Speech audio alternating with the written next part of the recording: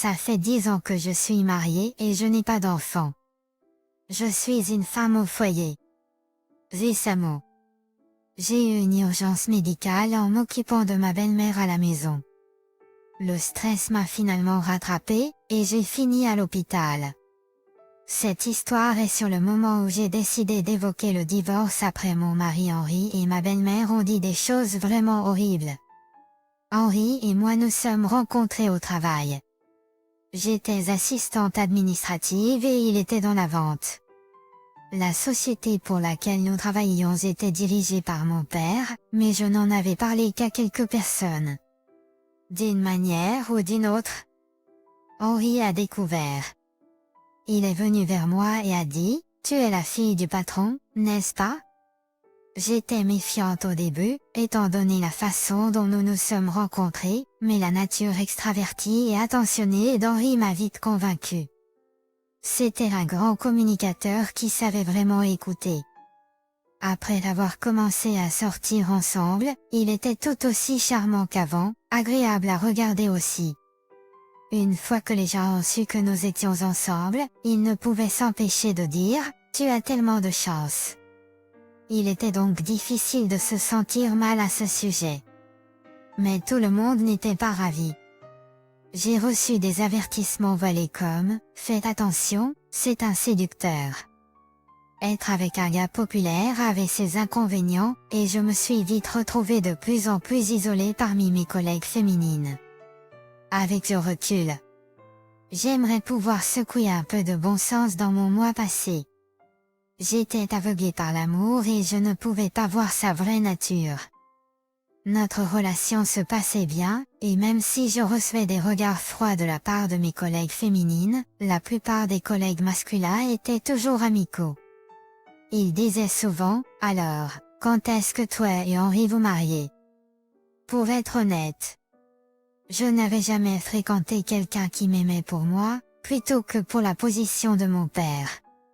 C'est pourquoi je me suis laissé croire en un avenir avec Henri. Je me suis laissé emporter par l'idée du mariage, mais peut-être plus que je n'aurais dû. Finalement, Henri m'a invité à dîner dans un hôtel chic. J'étais excitée et je me suis dirigée vers le restaurant avec de grands espoirs. Vêtue d'un costume chic qui n'était clairement pas son habituel. Henri m'a escortée avec grâce. Il a pris ma main comme s'il était une sorte de prince et m'a conduit à nos places. Tout ce qu'il faisait semblait briller à mes yeux à l'époque. J'ai pris ma place comme il l'a instruit, puis il s'est agenouillé à mes pieds.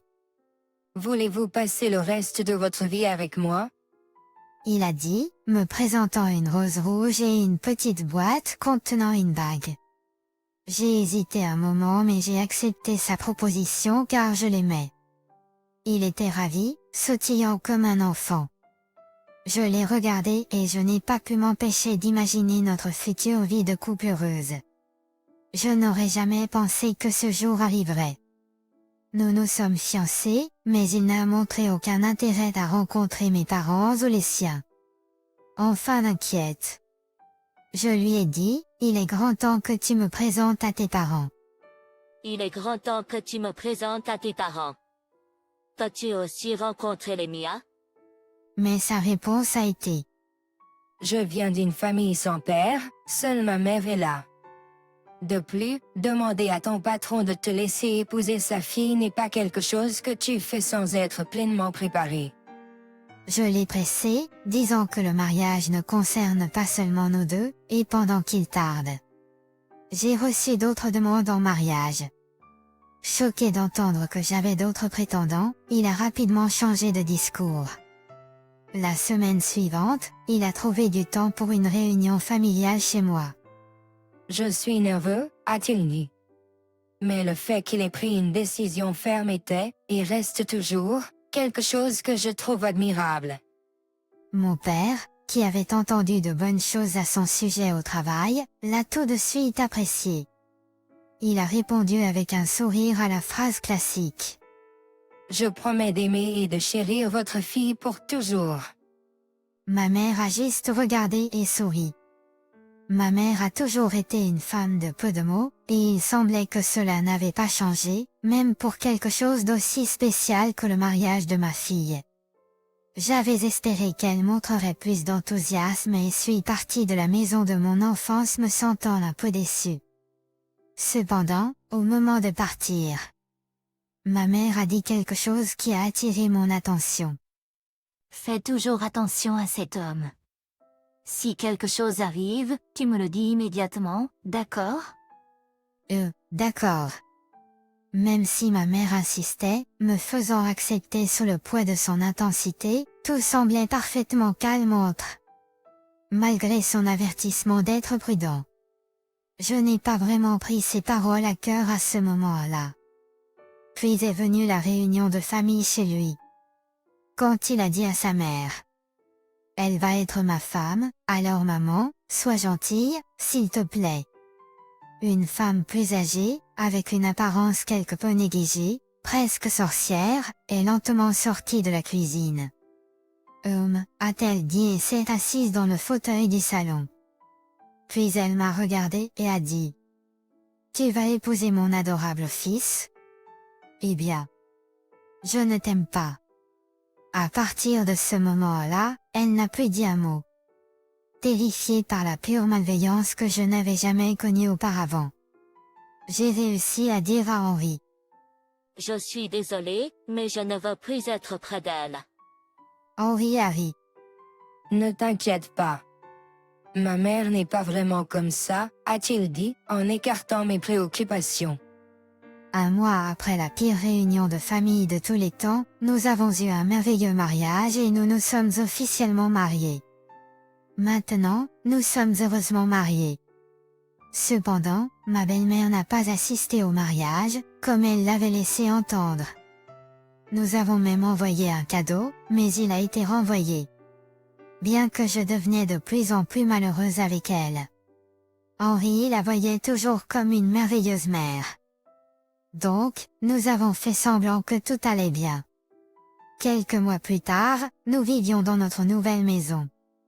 Je suis devenue femme au foyer à sa demande. Henri a commencé à gravir l'échelle professionnelle, surtout après m'avoir épousée. Il se rapprochait de mes parents, surtout de mon père, car ils travaillaient de plus en plus ensemble. Mais même ainsi, ma mère a toujours été méfiante à son égard. Chaque fois que nous nous rencontrions, elle me demandait: Ça va? Tu es sûr qu'il ne te maltraite pas? Je riais et je disais: Tu t'inquiètes trop. Et ainsi, les inquiétudes constantes de maman m'ont épuisée. La vie semblait paisible, mais je me demandais si ce n'était pas juste dans ma tête. Comme je ne pouvais partager mes inquiétudes avec personne. Henri a commencé à se distancer. Les jours où il rentrait tard sans appeler. Je l'appelais.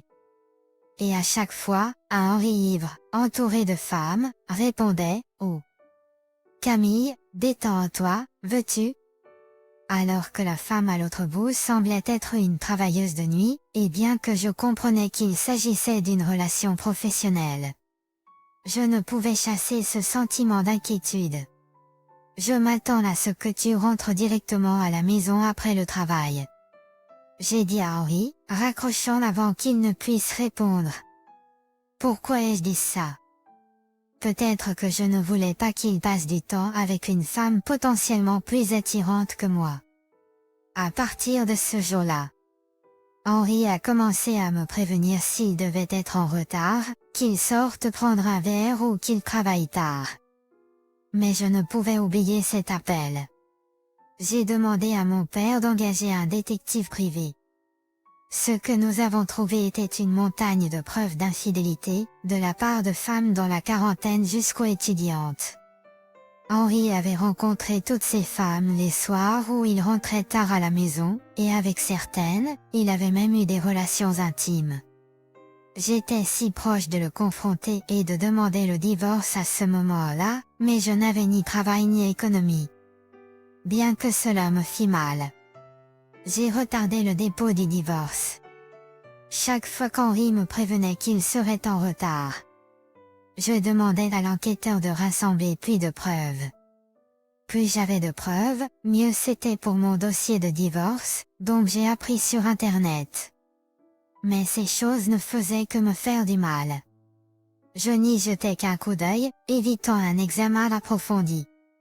En y réfléchissant, peut-être l'aimais-je encore d'une certaine manière. Puis, comme pour en rajouter, nous avons découvert que ma belle-mère avait fait un malaise chez elle. La cause était une attaque. Heureusement, elle a été retrouvée rapidement et sa vie a été sauvée, mais elle a subi des blessures dues à la chute et des lésions cérébrales, limitant sa mobilité. Soudain, nous nous sommes retrouvés à nous occuper d'elle à plein temps.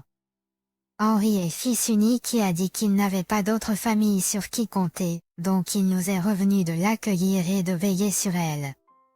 Au début, ma belle-mère criait « Je préférerais m'enfuir plutôt que d'être soignée par une femme méchante ».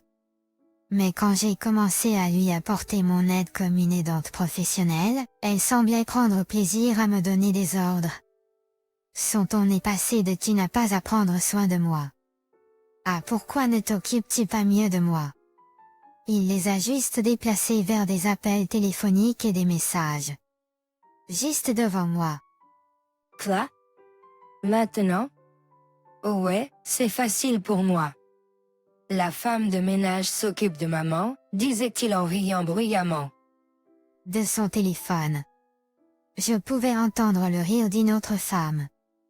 J'ai fait semblant de ne pas entendre et j'ai continué à m'occuper de ma belle-mère, supportant ses insultes verbales. Des semaines après son arrivée, Henri et ma belle-mère semblaient me traiter plus comme une femme de ménage que comme une épouse. Quand ils ont dit qu'il avait faim et que je cuisinais pour eux, le repas ne finissait pas à la poubelle avec le commentaire « Qui peut manger ces ordures ?»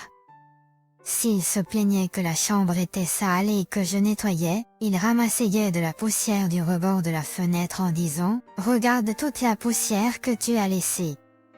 Es-tu aveugle ?»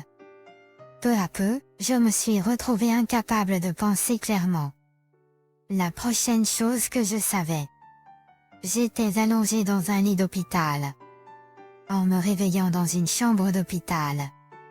Je me sentais propre et j'ai remarqué une poche de perfusion suspendue à proximité. Assise à côté de moi, ce n'était ni Henri ni ma belle-mère, mais ma propre mère en larmes. En me voyant réveillée, maman a appuyé sur le bouton d'appel de l'infirmière pour convoquer le médecin pour un examen. Selon le médecin, je souffrais de surmenage et de stress. Vous récupérez avec une semaine de repos et une perfusion, m'a-t-il assuré. Je me sentais honteux d'avoir négligé ma propre santé. En m'excusant auprès de ma maman, j'ai dit, je suis désolée de t'avoir fait du souci.